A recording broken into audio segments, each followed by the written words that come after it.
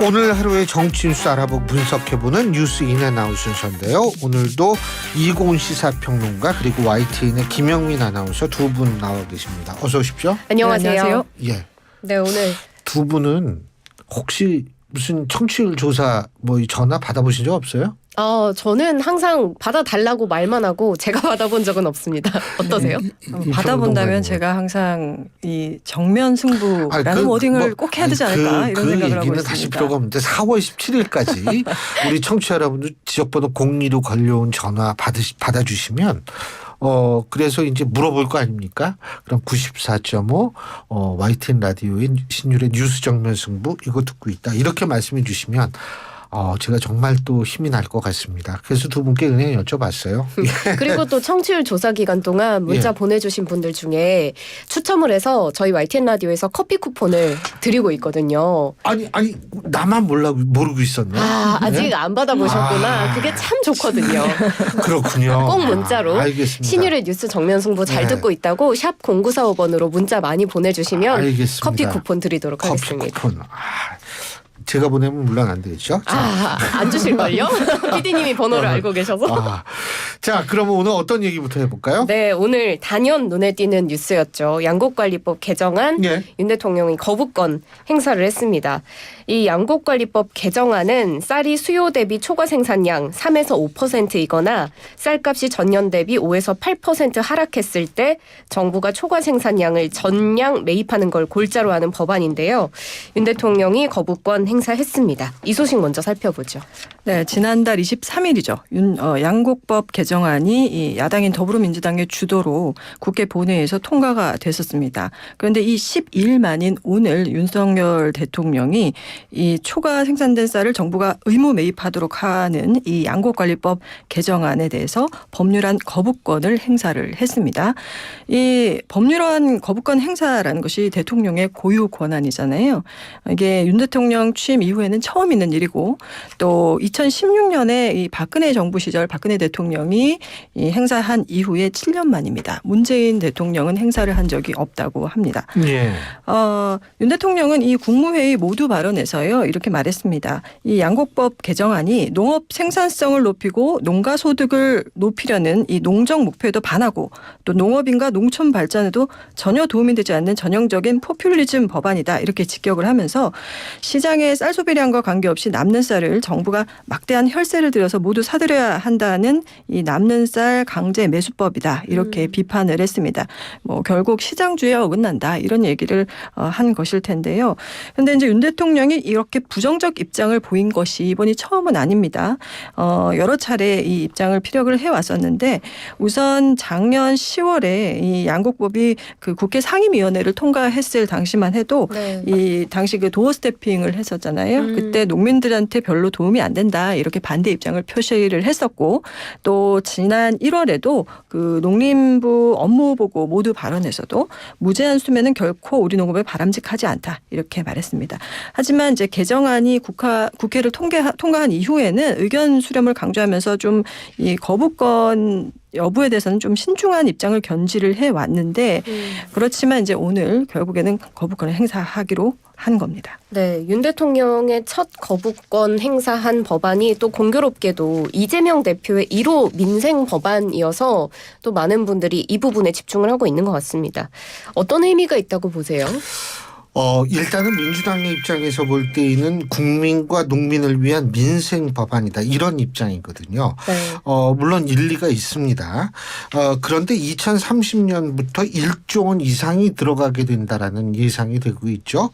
그렇다면은 사실 1조 원 이상을 농민 우리가 보다 정확하게 하는 벼농사를 하고 있는 농민분들을 위해서 1조 원 이상이 들어가게 되는 거거든요.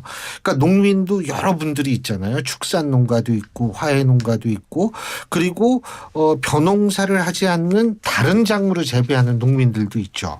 그렇기 때문에 그리고 이제 또 다른 국민들 지금 농민 퍼센테이지가 현재 2023년 현재 몇 퍼센트인지 제가 정확하게 알 수는 수는 없습니다만 2018년인가 19년 통계를 보면 한 4.5% 정도 되더라고요. 네. 근데 그 속에는 이제 벼농사 하시는 분, 축산농가 얘기하는 다양한 농민들이 있는데 그럼 그 이외의 국민들은 과연 2030년부터 1조 원 넘게 들어가는 이 예산의 사용을 어떻게 바라볼 것인가. 사실 이 부분이 저는 굉장히 중요한 부분일 것 같아요. 이 거부권을 할 때.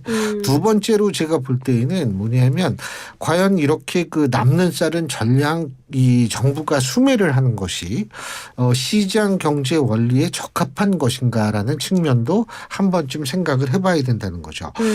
다시 말해서 저는 사실 이래요.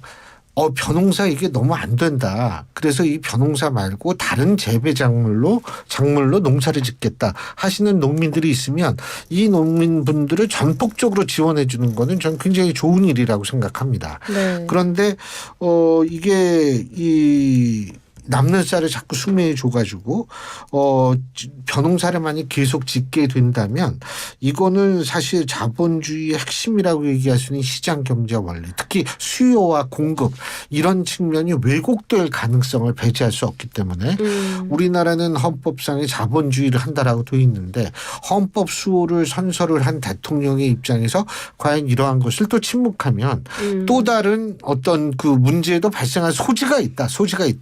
이런 생각이 들고 저는 그런 의미에서 이번 첫 번째 거부권 행사를 바라볼 필요가 있지 않을까라는 생각을 합니다. 네, 1조 원의 금액이 투자가 될 텐데 1조 이게 원이 또 넘어요. 다른 1조 2천억 원인가요? 다른 농민들과 또 나중에 개발될 미래 먹거리에 투자돼야 네. 되는 금액이 그만큼 덜 투자가 될 수 있고 또 전량 수매를 하는 것이 시장 경제 원리에 적합하지 않다라고 말을 해주셨는데요. 이렇게 대통령의 거부권 행사를 두고 여야의 반응 극명하게 엇갈리고 있습니다. 어떤 상황이죠? 네, 이 양곡관리법 대통령 그 거부안을 두고 여야가 너무나 극명한 반응을 보이고 있는데요. 일단 여당은 대통령이 줄기차게 계속 그 반대 입장을 표명해 온 만큼 당연한 결정이다 이렇게 옹호를 하고 있습니다. 국민의힘 강민국 수석 대변인은 논평에서 이 양곡관리법 개정안은 목적과 절차에서 모두 실패한 악법이다. 대통령 거부권 행사는 당연하다 이렇게 강조를 했고요. 또 말씀하셨다시피 그 농업 경쟁력이라는 측면에서 이 바람직하지 않다라는 취지의 이런 발언들을 많이 내놨습니다. 이 강수석 대변인이 양곡관리법 개정안이 우리 농업의 미래를 파괴하는 오답이다 이렇게 힐난을 하기도 했고요. 또 그 김미애 원내대변인도 양곡관리법은 악법 중의 악법이다. 농민을 위한 법도 국가와 국민을 위한 법도 아니다라고 지적을 했습니다. 하지만 반면에 야당은 이 정권은 끝났다라면서 맹비난을 했는데요. 이 더불어민주당 박홍근 원내대표와 이 농해수위위원들 그리고 전국 농어민위원회 소속 의원들이 이 오늘 그 용산 대통령실 앞에서 기자회견을 열었어요. 그래서 윤 대통령을 강력히 규탄한다라는 메시지를 던지면서 쌀값 정상화법이 정부가 적극적인 쌀 생산 조정을 통해서 남는 쌀이 없게 하려는 이 남는 쌀 방지법이다. 그리고 쌀값 폭락의 경우를 대비해서 농민을 위한 최소한의 안전장치를 마련하기 위한 것이었다라고 하면서 이 상반된 이 의견들을 내보였습니다. 그리고 또 야당 측에서는요.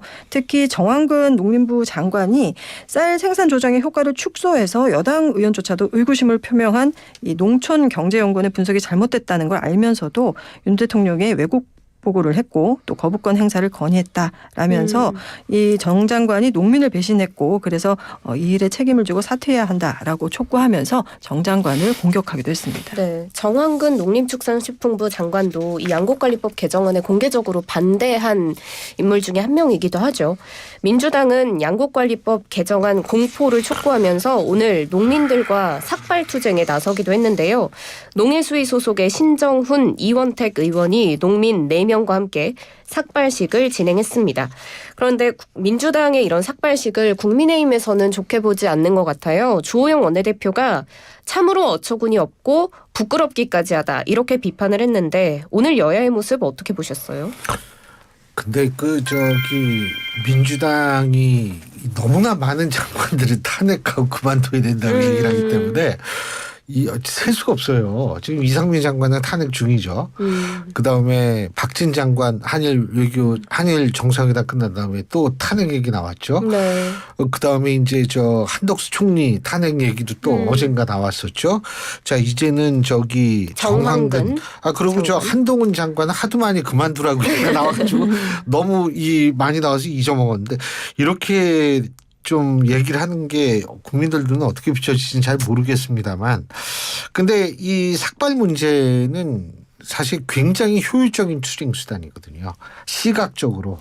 그래서 이 우호적 여론, 그러니까 민주당의 우호적 여론 조성을 위해서에도 아주 효과적인 수단이라고 생각합니다. 그렇기 때문에 국민의힘 측에서는 굉장히 긴장할 수밖에 없고, 그런 긴장이 바로 주호영 원내대표의 발언으로 표현이 됐다, 이렇게 볼 수 있겠죠. 네.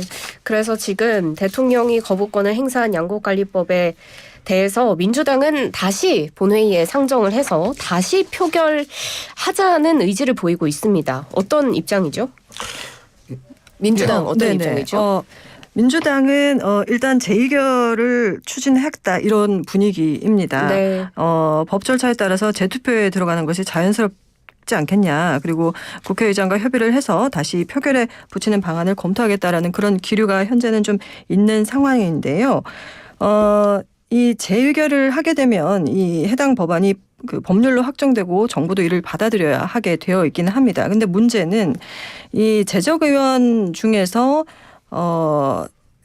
재적의원 과반이 출석을 하고 또 출석한 의원 중에 3분의 2 이상이 찬성을 해야 한다는 그런 요건이 있거든요. 그래야만 이제 의결이 되는 건데, 지금 현재 국민의힘 의원이 115명이기 때문에 이제 299명 중에 3분의 1을 넘잖아요. 그렇죠. 그렇다 보니까 이 전체가 다 출석한다고 친다면 이게 3분의 2 이상이 이제 가결되기가 좀 힘든 상황입니다. 숫자적으로만 따지면.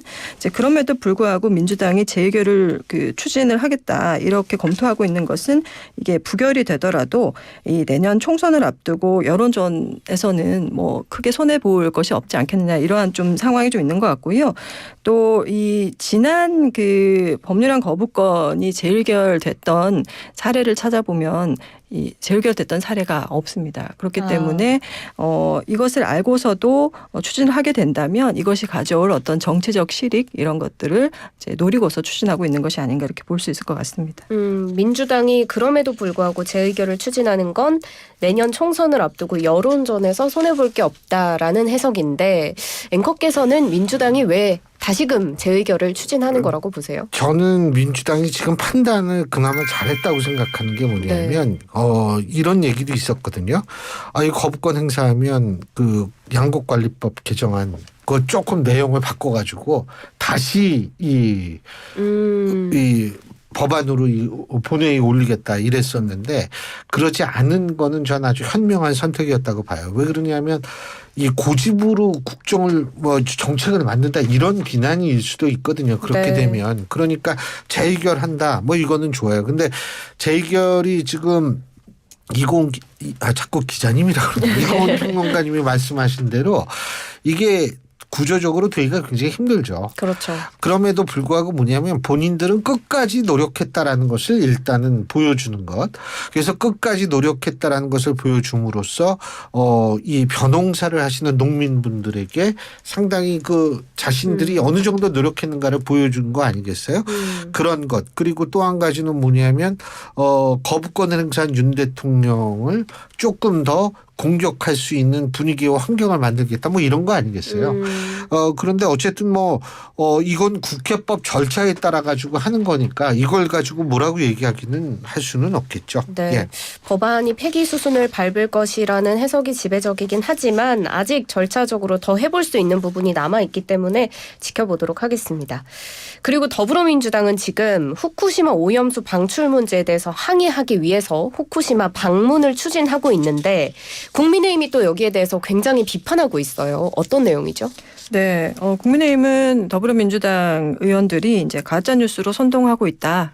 이 선동을 중단하라, 이렇게 공격하고 있습니다. 주호영 원내대표가 오늘 민주당 집권 시절 정의용 당시 외교부 장관이 국회에서 일본이 그 국제원자력기구 IAEA 기준에 맞는 절차를 따른다면 방법이 없는 게 아닌가 이런 취지로 말을 했다. 그런데 정권이 바뀌니까 태도가 달라진 게 아니냐 이렇게 지적을 하고 있거든요.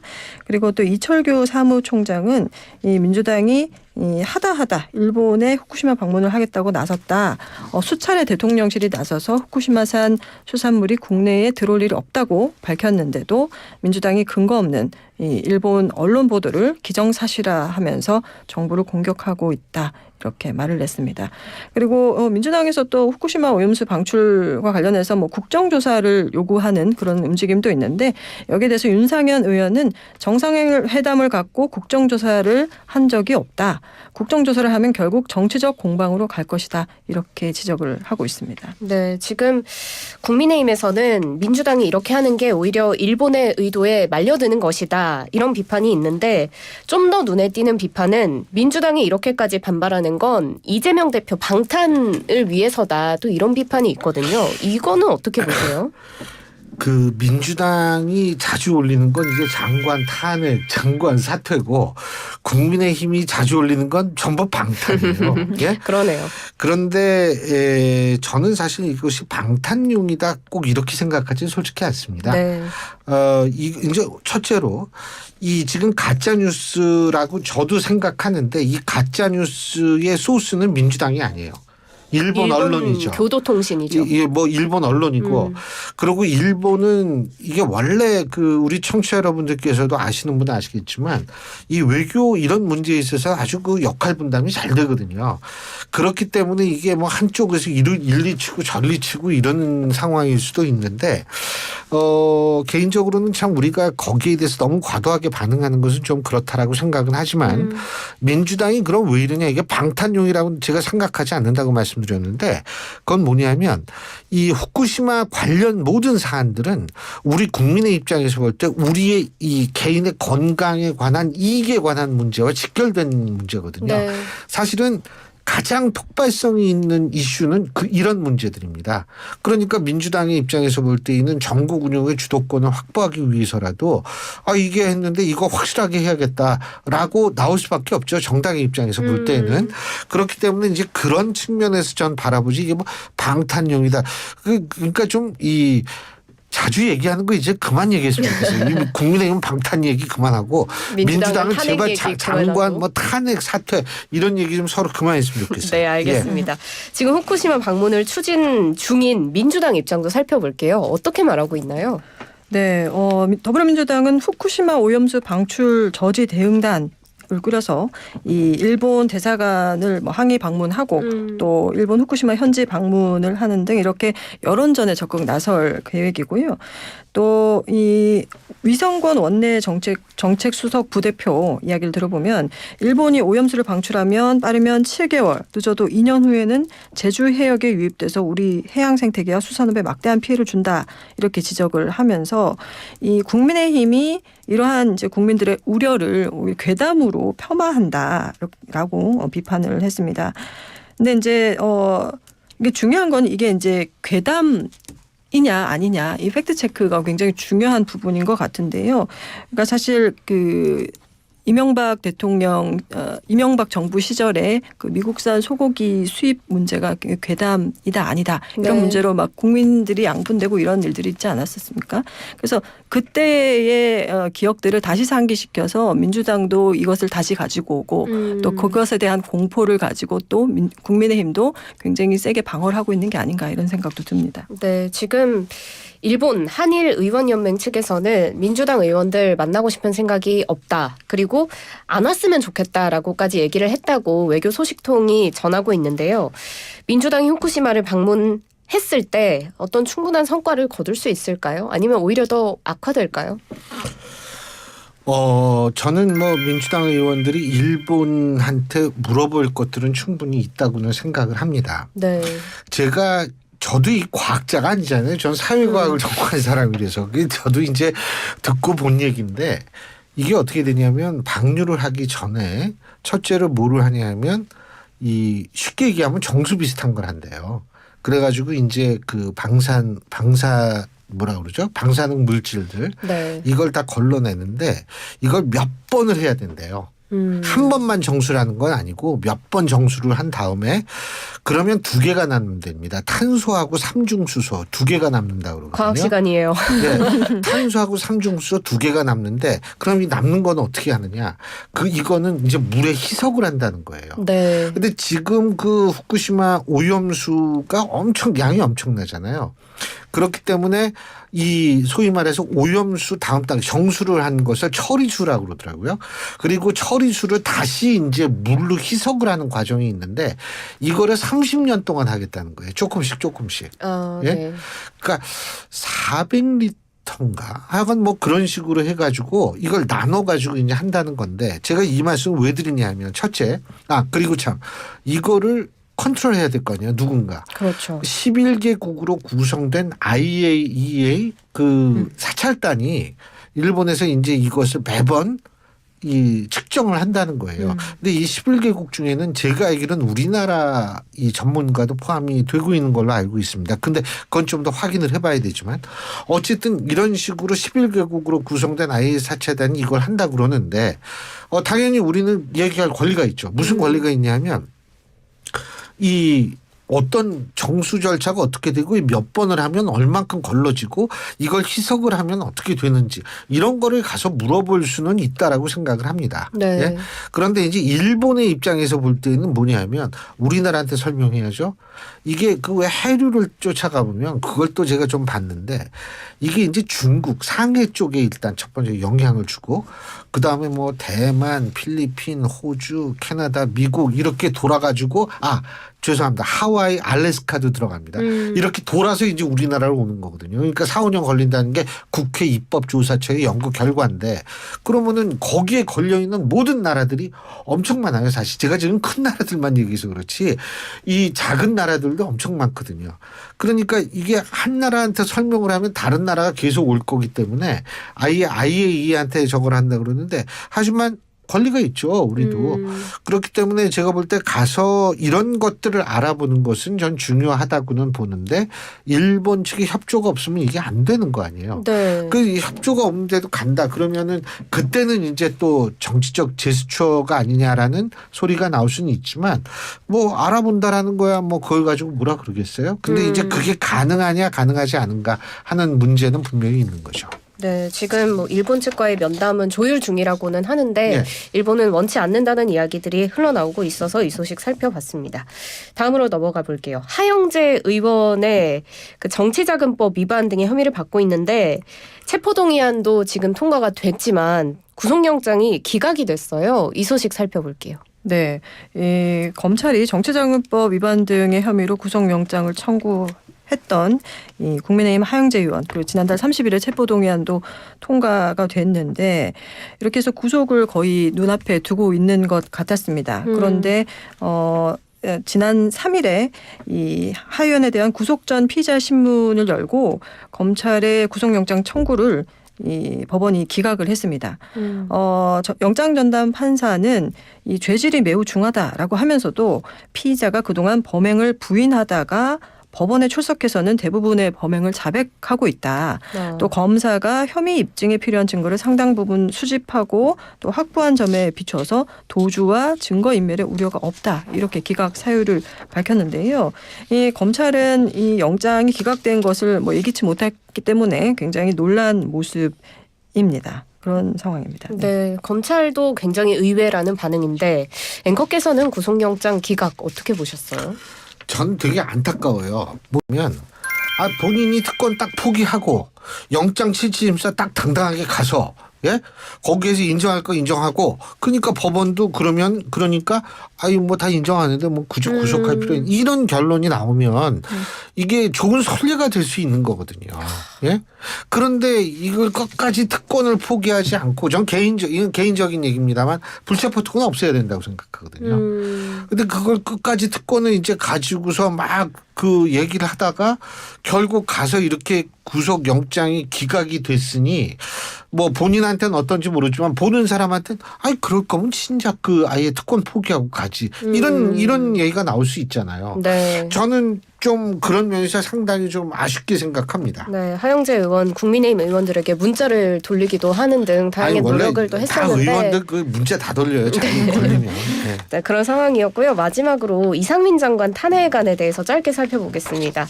오늘 탄핵 심판 첫 변론 준비기일 열렸는데 이상민 장관 측 어떤 입장이죠? 네, 이상민 장관 측의 대리인은 윤용섭 변호사가 오늘 탄핵 심판 준비 절차 기일에 참석하기 전에 취재진들에게 이렇게 말을 했습니다. 행안부 장관이 재난 대응의 최상 총괄 조정자는 맞지만 재난 현장의 긴급구조 활동에서 지휘 감독권은 물론 아무런 개입과 관여를 한 권한이 없다. 재난안전법이 내린 입법적인 결단이 바로 이 탄핵이고 탄핵이다 이렇게 얘기를 했고요. 탄핵으로 파면 당할 만큼 이 중대한 위법이 없다는 점을 밝혀내겠다 이렇게 입장을 밝혔습니다. 반면 이제 국회 측의 이제 김종민 변호사는 이번 사건의 중요성을 잘 인식하고 있다. 실체가 밝혀지도록 소임을 충실히 하겠다 이렇게 밝혔습니다. 네, 지금 이런 상황인데 유가족들은 이상민 장관의 파면을 주장하면서 헌법에 명시된 생명권 보호 의무를 저버렸다라는 입장이에요. 이상민 행정안전부 장관이기 때문에 국민 안전에 있어서 분명히 책임이 있기는 하지만 또 한편으로서는 장관이 주관자 없는 행사까지 일일이 다 챙길 수 있었겠느냐 하는 일각의 지적도 있거든요. 탄핵을 당할 만큼의 책임이 있었다고 보시는지 마지막 뉴스인 해주세요. 탄핵은 법적인 절차입니다. 네. 그렇기 때문에 이거는 뭐 사실은 우리가 이건 탄핵을 당할 만큼의 죄가 있다 없다 그건 헌법재판소에 있어서 결정할 문제지만 전 개인적으로는 그렇게 생각해요. 우리가 흔히 도의적 정치적 책임이라고 얘기를 하지 않습니까? 그런데 이태원 참사에 있어서 사실은 좀 그런 부분이 좀 미약했다라는 인상은 상당수의 분들이 가질 수 있고 거기에 중심에는 이상민 장관이 있다라는 사실은 제가 제 생각에는 좀 그런 측면이 좀 굉장히 아쉽다. 다시 말해서 본인이 어느 정도 책임지는 모습을 미리 보였어야 하는 것은 아닌가 이런 생각을 합니다. 네. 유가족들의 이 이야기가 좀 눈에 와닿아요. 이상민 장관에 대한 탄핵은 이상민 개인에 대한 평가에 그치지 않고 재난을 예방하고 대응하는 국가의 역할과 책임에 대한 평가다 이렇게 규정을 했는데요. 이 개인의 문제냐 국가의 차원에서 볼 문제냐라는 점에서 이 관점의 차이가 굉장히 느껴집니다. 예, 오늘 말씀은 여기까지 듣죠. 고맙습니다. 고맙습니다.